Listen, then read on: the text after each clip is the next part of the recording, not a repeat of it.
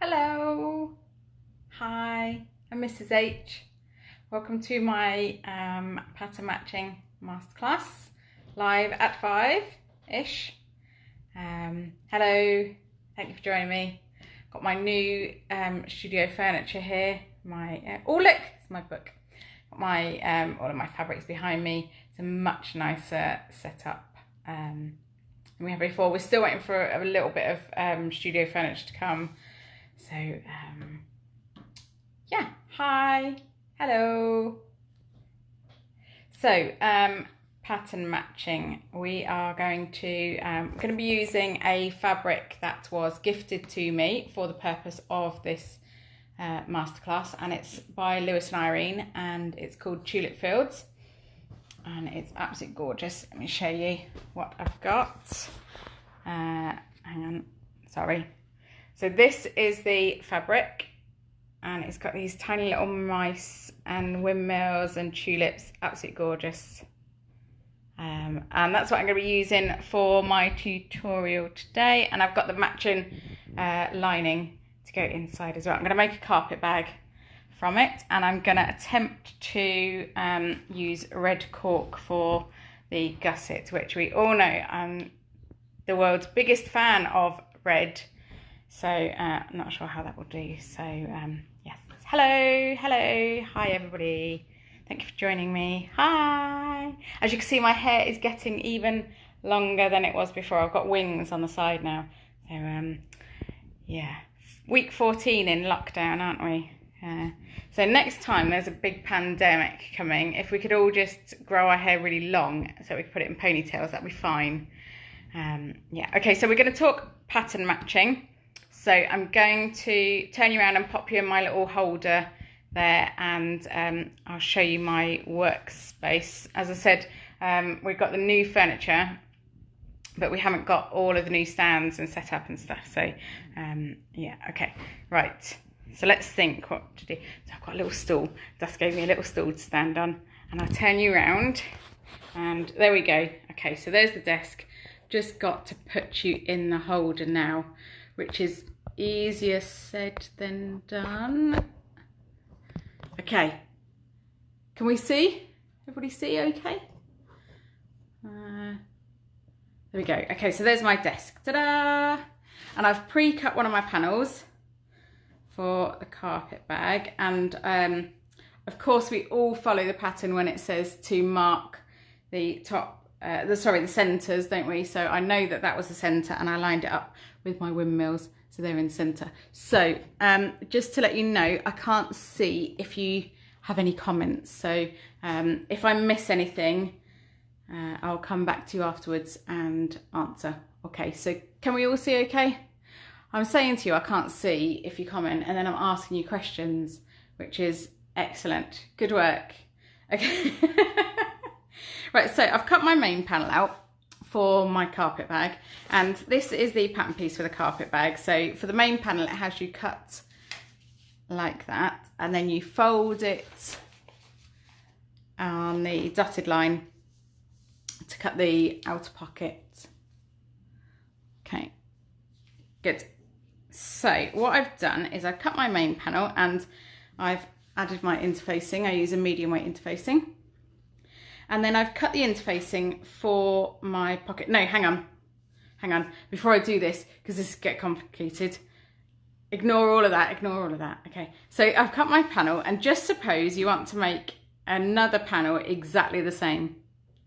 Okay, so I have got a way that I'll show you with my interfacing, but just supposing you've got fabric that's too thick to see through the interfacing, or it's a tapestry or a woven or something.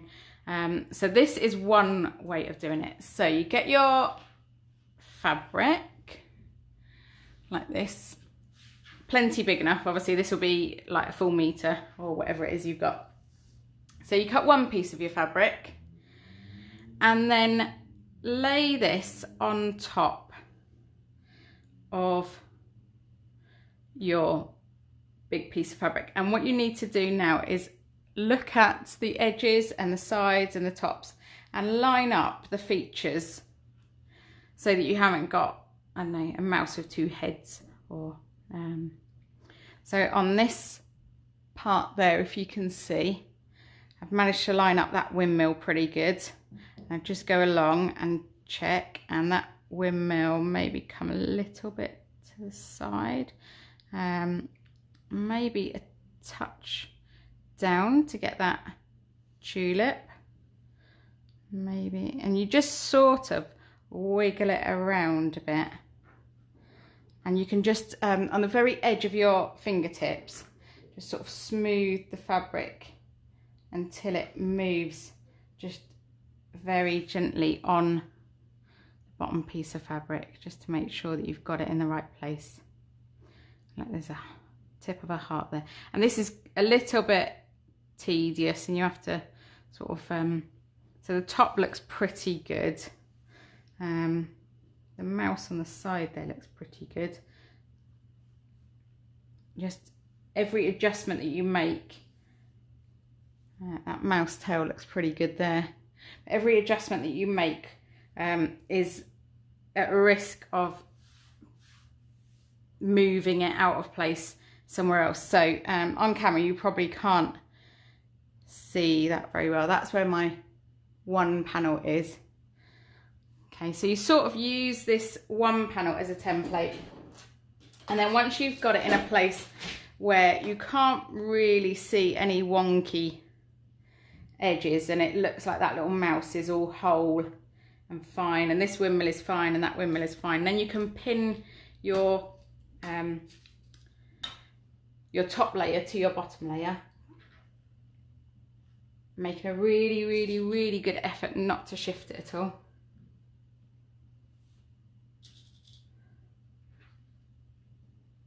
So you would just pin all the way around, double check before you cut that you haven't got any funny odd bits that are not matching up, and then you would cut around your top piece of fabric through your second piece of fabric, and then apply your interfacing. So in theory you've got two perfectly matching panels, exactly the same. So that's one method that you would use. You'd use that for a I don't know, like a repeating fabric, a fabric that doesn't necessarily have a big bold print like this, but it does have geometrics or triangles or swirls or something like that. You could use that. So you'd cut one panel and then lay that on top of the second piece of fabric and make sure that that's lined up before you cut. So that's one way. I'm going to show you as well how to use interfacing to do this for the outer pocket for this carpet bag.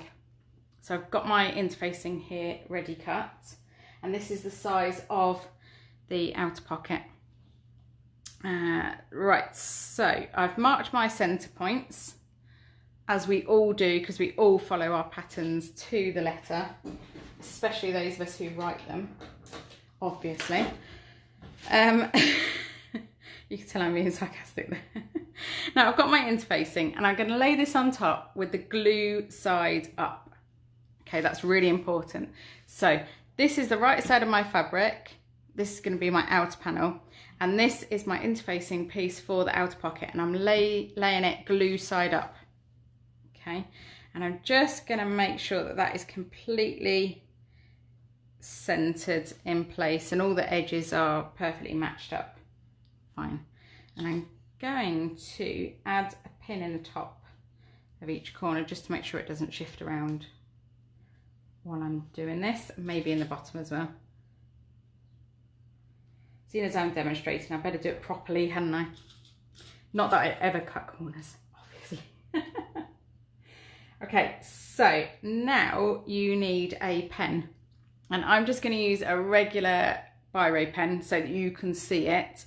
If you've got a friction pen or a heat removable pen, this is probably the only time in the world when I would recommend that you use it. It won't be shown. Whatever you're using, it doesn't matter, as long as it's not going to bleed through when you steam interface it to your fabric. Okay, so if it's an ink that doesn't like steam or getting wet or anything, don't use it. Okay, so with my pen, I'm just going to mark. Now remember, this is glue side up, okay?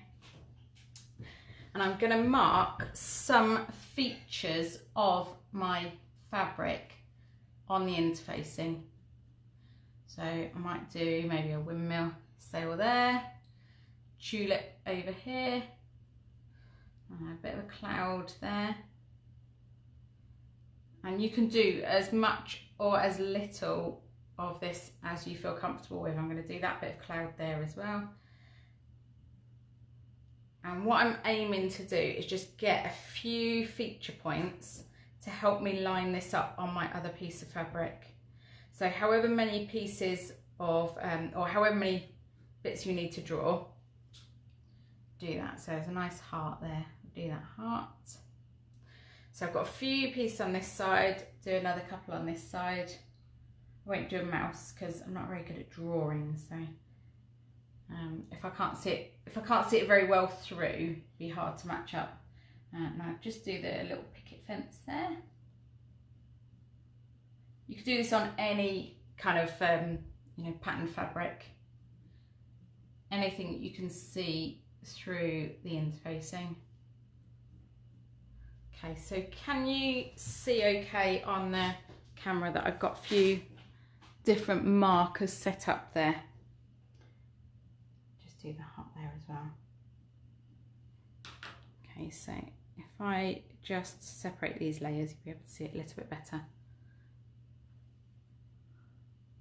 Okay, so I've got, bring that a bit closer, a few little markers on my interfacing from the original fabric. So once you feel like you've got enough there, then unpin it. I haven't done many because this is quite a an obvious repeat, which is quite nice to use.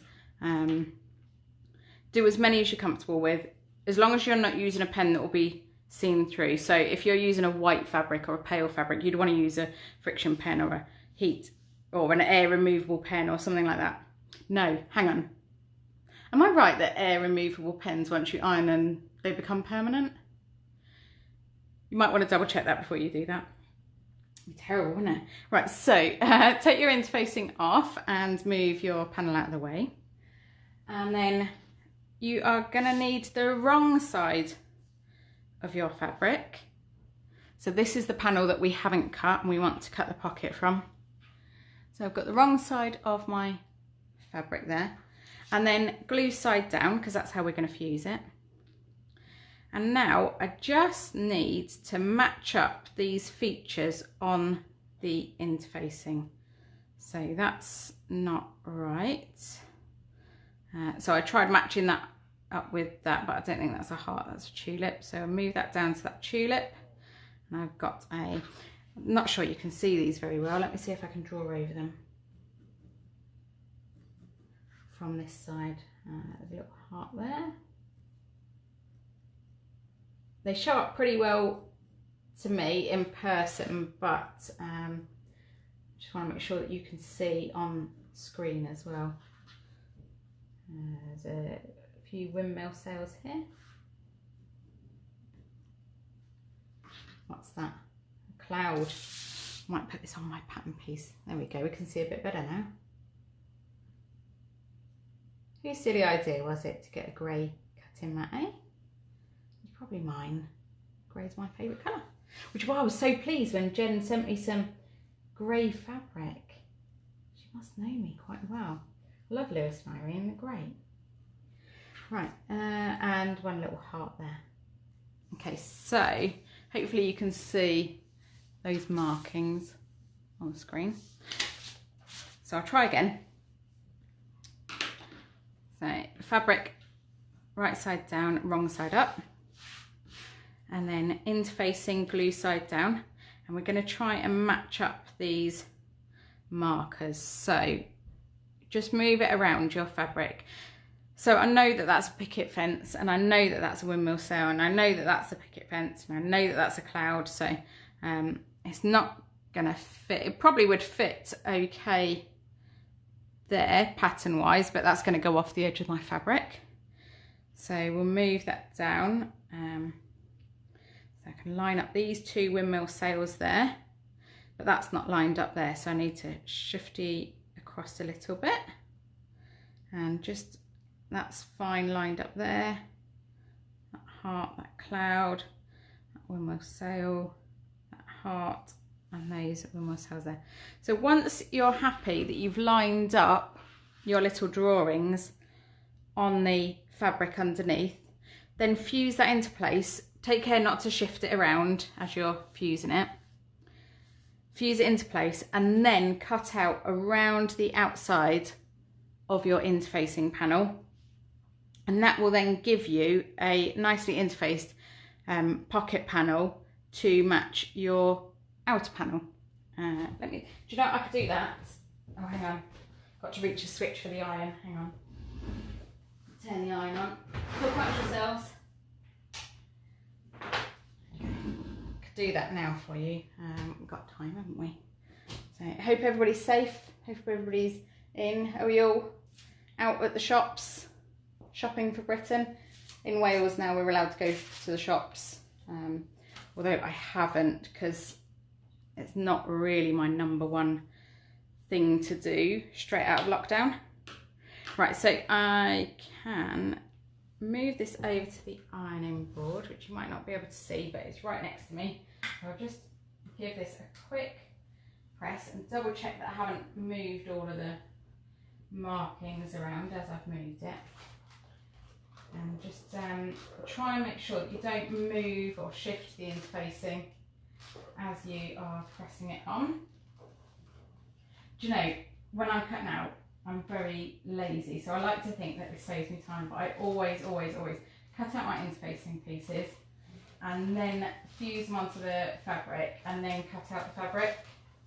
And I like to think that it's more accurate and you can use less fabric because you're not having to, you know, sort of, well, I suppose you could be a little bit more thrifty maybe with your placements.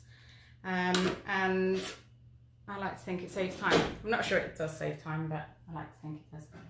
So now I've got that fuse on. Oh, oops, I've dropped my hook. I can cut this out.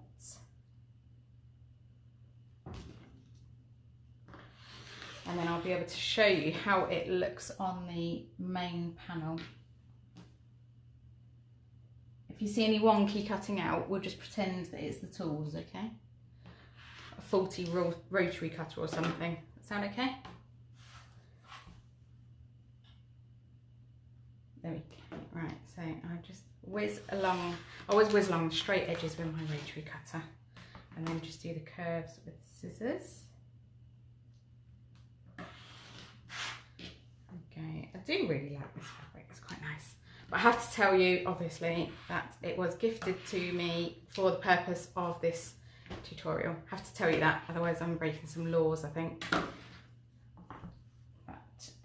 I am a fan of Lewis and Irene fabric anyway, so I think if it hadn't been gifted to me, I probably would have been using something very similar.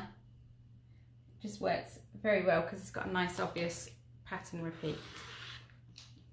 Now you can find that you're wasting fabric if you're trying to pattern match on fabric.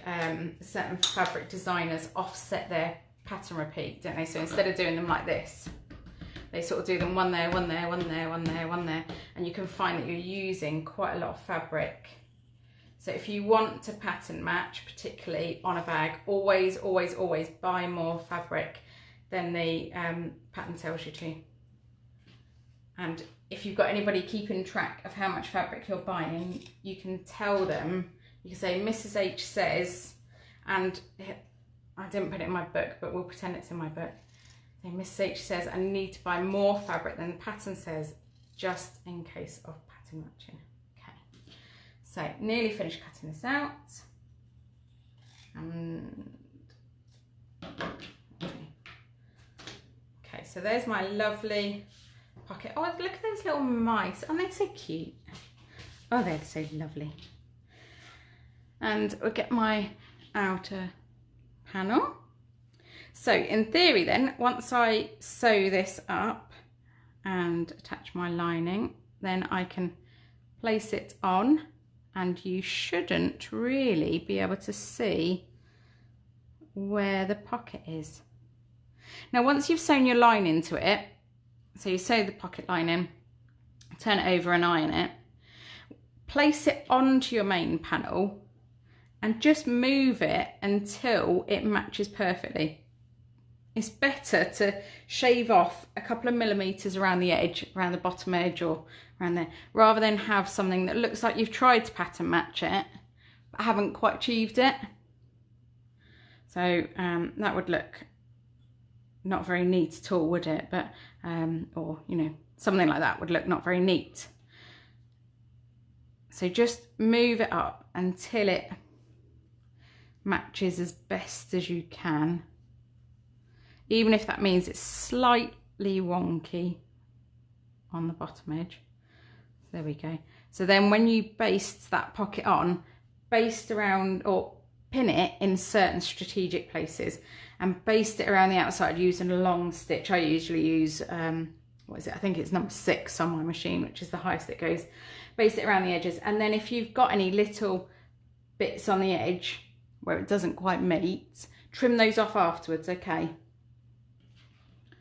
But then you know that when your bag is all nicely finished, you've got this beautiful pocket which nobody can even tell is there. That is a problem though, if you unconsciously or subconsciously cut your pocket to pattern match and then you actually do want it to be shown, or you haven't got enough fabric maybe to pattern match. If you haven't got enough fabric, you could always add a little bit of piping along the top of your outer pocket, because that little bit of piping there, obviously you do it across the whole length, but that just breaks up the pattern and it distracts from the fact that it doesn't match. So if you haven't got enough fabric to pattern match, add some piping. You'll find in my last masterclass that we did piping, and then you can you can baste your pocket onto your panel and it breaks it up so that it's not quite so obvious. You know, or maybe you've tried to pattern match, but then when you come to, you know, you've cut them out and you lay it on, you think, oh dear, not quite. That's what I would do. So now you know, if you see piping on a pocket, I've probably tried and failed to pattern match. But hopefully one of those 2 methods will help you to pattern match and you will have no problems from now on. So leave me a thumbs up if you thought it was helpful, leave me a comment. If there's anything else that you'd like to see in a masterclass video that we haven't already covered, do please let us know. And hopefully we'll get a better setup, or hopefully our software will be sorted ready for the next time so that I can see your comments as you leave them. But thank you for watching, I really appreciate it. Stay safe, I hope you're all well, and hopefully we'll all be back to some sort of normality soon. So thank you for coming, bye bye.